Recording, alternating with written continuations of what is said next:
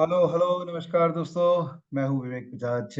दोस्तों mid week के इस वीडियो में आपका स्वागत है। दोस्तों मैं रिकॉर्ड कर रहा हूं चेन्नई से। चेन्नई आए हुए हैं क्योंकि कर एक वर्कशॉप है। वही वर्कशॉप जो हर शहर में हर महीना एक एक शहर में जाके कर रहे हैं। चेतन भाई और अभिजीत भाई के साथ में इस बार चेन्नई में है। नेक्स्ट मंथ होगा कोलकाता में और उसके बाद वाला मंथ होगा अहमदाबाद में। ऑलराइट।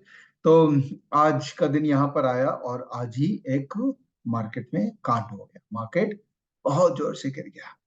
तो कई लोगों को ये प्रश्न होगा, क्यों गिरा, क्यों गिरा, क्यों गिरा। तो लोगों को मैं ये भी पूछना चाहता हूँ जो आज पूछ रहे क्यों गिरा, उनको मैं पहले भी पूछना चाहता हूँ क्यों बढ़ा, क्यों बढ़ा, क्यों बढ़ा। तो कोई ना कोई रीजन होता है मार्केट का बढ़ने का, और शॉर्ट टर्म के अंदर में कोई ना कोई रीजन होता है मार्केट का गिरने का। ठीक है।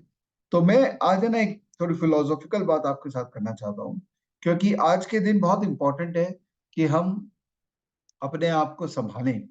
क्योंकि मार्केट गिरा है तो अंदर में थुक थुक काफी हो रहा होगा कि क्या करूं, क्या करूं, क्या करूं। बट जब आपने कुछ किया था, ये तो वह क्या करूं, बट जब आपने कुछ किया था मतलब आपने कुछ पोजीशन बनाई थी, उस समय क्या आपने ये प्रश्न पूछा था अपने आप से कि क्या करूं और क्यों बना रहा पोजीशन? अगर ये प्रश्न का जवाब आपने उस समय दिया था, तो आज आप ये प्रश्न अपने आप से नहीं पूछ रहे। बेसिकली 100% की बात यही है कि जब हम ट्रेड करने उतरते हैं, तब हमें नहीं पता होता है कि हम क्यों कर रहे हैं। और जब मार्केट ऐसा रिएक्ट करता है, तो हम अपने आप को क्वेश्चन करने लग जाते हैं कि अब क्या करूं, या मैंने वैसा क्यों किया था। तो मतलब 100 बात की एक बात यही है कि अपने आप को जानिए, अपने ट्रेडिंग प्रोसेस को जानिए, और ट्रेड करने के पहले ही इस क्वेश्चन का आंसर दीजिए कि आप ट्रेड क्यों कर रहे हैं, रादर देन ये जो दिन आते हैं ना, एक-एक दिन ऐसे आएँगे, बहुत दिन आएँगे।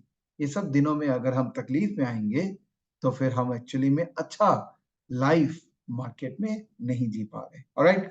चलिए स्क्रीन शेयरिंग करते हैं और चर्चा करते हैं कि क्या हुआ मार्केट में, क्यों गिरा और क्या हो सकता है, क्योंकि जो हो गया सो हो गया। राइट। तो अगर आप मुझे फॉलो कर रहे हैं, मेरे वीकेंड वीकडे एनालिसिस को फॉलो कर रहे हैं, तो आपको इससे इस चीज का अंदेशा होगा कि जो हम बात कर रहे थे मार्केट के बारे में कि मार्केट बहुत तेज है। क्यों तेज है? क्योंकि डॉलर इंडेक्स डाउन ट्रेंड में है, और अगर डॉलर इंडेक्स डाउन ट्रेंड में रहेगा तो मार्केट तेज रहेगा। बरोबर है। डॉलर इंडेक्स ने यहाँ से सपोर्ट लिया 101 से, और यहाँ पर कंसोलिडेट कर रहा था। इस वीकेंड का जो एनालिसिस जो मैंने किया था, उसको अगर आप याद करें वीकेंड एनालिसिस को, तो आपको याद होगा मैंने कहा था कि ये डॉलर अगर ऊपर की तरफ चला गया तो मार्केट में फॉल आएगा। तो अकॉर्डिंगली मार्केट में फॉल आया। मैं अगेन ये नहीं बोलता हूँ कि मैं राइट हूँ, देखो मैं कितना राइट हूँ। बट मैं ये आपको बताने की कोशिश कर रहा हूँ कि देखिए, अगर ब्रॉडर ट्रेंड आप देख लेते हैं ना, ब्रॉडर रीजन मार्केट में तेजी मंदी आने का, तो फिर आपके अंदर में सरप्राइजेस नहीं आते। ठीक है। अब रीजन होगा ब्रॉडर, बट ट्रिगर हो सकता है कुछ भी। जैसे आज के डेट में ट्रिगर क्या था? आज के डेट में ट्रिगर था एचडीएफसी का रिजल्ट। एचडीएफसी बैंक जो है, उसने मार्केट को बड़े जोर से ड्रैग किया। इनफैक्ट अगर मार्केट के अंदर में अपन लोग स्टॉक्स देखें, तो सबसे बड़ा जो लूजर है आज का, वो है एचडीएफसी बैंक, जो कि सबसे बड़ा वेटेज कैरी करता है मार्केट में। सेकंड लूजर है टाटा स्टील, फिर उसके बाद कोटक बैंक, फिर हिंडाल्को, एक्सिस बैंक। मतलब बैंकिंग सेक्टर जो है, उसने मार्केट को बड़े जोर से ड्रैग किया, इसलिए मार्केट गिरा। लेकिन निफ्टी गिरा 2%, बैंक निफ्टी गिरा 4%, लेकिन मिड कैप और स्मॉल कैप जो है, वो केवल 1% ही गिरे हैं। इसका मतलब ब्रॉडर मार्केट के अंदर में अभी तक फॉल नहीं आई है। क्या ये फॉल आ सकता है? देखिए वो तो समय ही बताएगा। लेकिन जैसा कि मैं हमेशा कहता हूँ कि मार्केट का ब्रेथ डिसाइड करता है कि मार्केट ओवरबॉट है कि ओवरसोल्ड है। अब देखिए यहाँ पे मार्केट का ब्रेथ बहुत दिन से ओवरबॉट था, और अपने बार बार चर्चा कर रहे हैं। ऐसा नहीं कि मैं कुछ नई बात अभी आपके सामने आके कर दे रहा हूँ। बार बार चर्चा कर रहे हैं कि ओवरबॉट मार्केट है, हो सकता है करेक्शन आ जाए। और अगर ओवरऑल मार्केट का ब्रेथ देखोगे, ब्रॉडर ब्रेथ, तो वो भी लग रहा था कि मार्केट ओवरबॉट है, बट हिम्मत नहीं हो रही थी मार्केट में, बेचने की हिम्मत नहीं हो रही थी। हाँ, थोड़ा बहुत कैश में पोजीशन को बिल्ड करना समझदारी था, कई समझदार लोगों ने ये काम किया है, लेकिन ओवरऑल हिम्मत नहीं हो रही थी कि मार्केट में हम बेचें। तो ये तो ज्ञान वाली बात होगी। अब ये बात है कि क्या मार्केट और यहाँ से गिरेगा कि नहीं, that is the most important answer.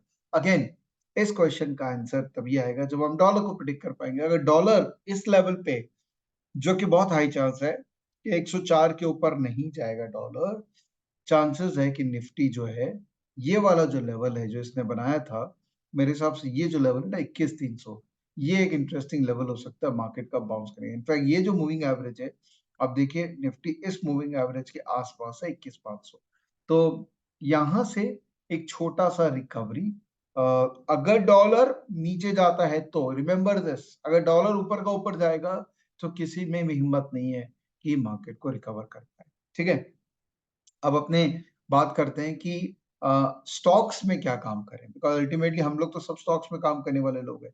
Stocks में काम करना है तो हमको देखना है कि ब्रॉडली मिड कैप और स्मॉल कैप इंडेक्स क्या करे। तो Nifty sell, bank Nifty sell, mid cap भी अप सेल में आ गया, स्मॉल कैप भी अप सेल में आ गया। तो मोटा मोटी अब मार्केट जो है वो सेल ऑन राइज मार्केट हो गया अभी फॉर द टाइम बी।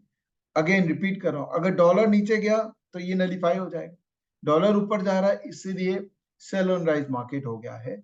लेकिन जो लॉन्ग टर्म में मार्केट में इन्वेस्ट कर रहे हैं ना, although small cap mid cap expensive बहुत हो गया, लेकिन फिर भी जो लॉन्ग टर्म इंडिया स्टोरी में बिलीव करते हैं और उसमें इन्वेस्ट कर रखे हैं, तो मुझे नहीं लगता कि इसमें आपको तकलीफ में आनी चाहिए। इनफैक्ट एसआईपी जो है वो कभी भी बंद नहीं होना चाहिए, वो कंटिन्यू रहना चाहिए।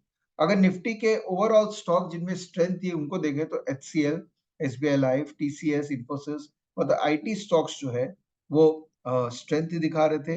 इंफ्रास्ट्रक्चर स्टॉक्स, पीएसयू स्टॉक्स तो देखिए स्ट्रेंथ दिखा ही रहे। If you look at the PSUs, मुझे लगता नहीं है कि इंडिया के अंदर में पीएसयूज में ब्रॉड सेलिंग आएगी, मुझे लगता नहीं है, बिकॉज पीएसयूज स्ट्रॉन्ग थे, स्ट्रॉन्ग है। एटलीस्ट हमारा जो सेंट्रल इलेक्शन जब तक नहीं होता तब तक पीएसयूज के अंदर में क्रैश आने की संभावना कम लग रही है, until unless there is a major liquidity driven selling which comes into the market। तो अगेन रिपीट एक ही चीज बार बार, कई बार, कि निफ्टी बैंक निफ्टी को देख के एटलीस्ट स्टॉक्स के अंदर में एक्शन में लेना बड़ा मुश्किल का काम है, मत कीजिए।